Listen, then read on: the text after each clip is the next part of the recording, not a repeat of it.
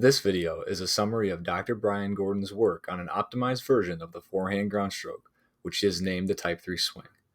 This is my interpretation of the research, which I have linked in the description below, and is not meant as a primary source.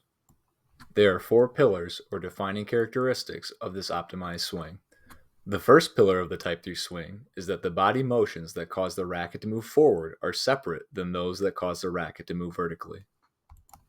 There are two main contributors to forward racket movement: torso rotation, which is created from the ground up through a sequence of leg and hip drive, and non-twisting shoulder rotation, which is a combination of horizontal adduction and flexion at the shoulder joint.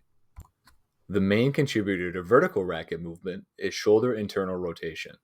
To understand shoulder internal rotation in this type of forehand, put your arm straight out, perpendicular to the body, with the palm facing up. Without bending, rotate your arm so that the palm faces down. Having separate contributors to each racket direction allows for the creation of the heavy ball, one with maximal speed and spin. The forward movement of the racket contributes speed, and the vertical movement creates spin. This is compared to strokes with an elbow bend of less than 165 degrees. In these strokes, only spin or speed can be maximized at a time, as internally rotating the shoulder causes the racket to move forward rather than only upward. Therefore, an elbow bend of 165 to 180 degrees is required for the Type 3 swing. Pillar number 2 states that the acceleration of the arm must come through a specific timing of body rotations. This is difficult to examine just by watching. However, there should be a sequence of leg drive, hip rotation, torso rotation, and shoulder non-twisting rotation.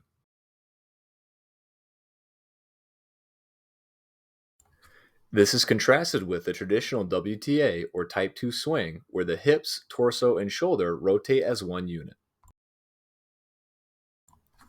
Pillar number 3 is defined by the hand path during the swing being a relatively straight line through contact to the forwardmost position of the hand.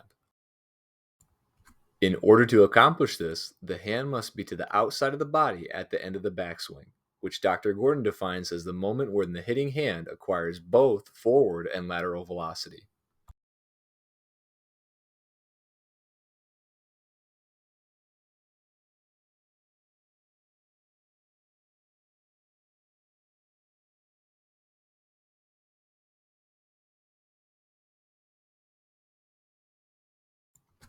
This is again compared to a Type 2 swing, where the racket comes from behind the body and therefore creates a larger arc to contact.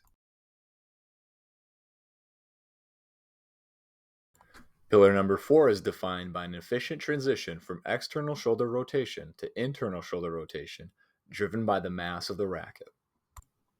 Doing so efficiently requires a straight arm with the hitting side hand to the outside of the body and with the head of the racket slightly to the outside of the hand. When loaded in this manner, during the forward swing, the mass of the racket lags behind, causing an external rotation of the arm at the shoulder.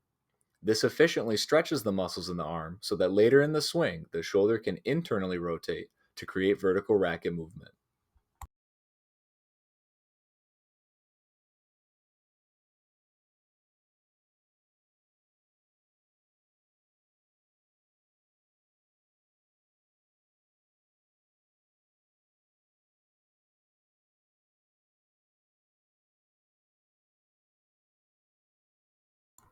This is contrasted to forehands with an elbow bend of less than 165 degrees, where the mass of the racket externally rotates the forearm rather than the shoulder.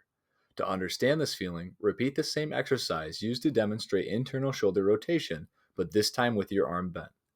This time, the movement is at the forearm rather than the shoulder, as the bend breaks the link between the two.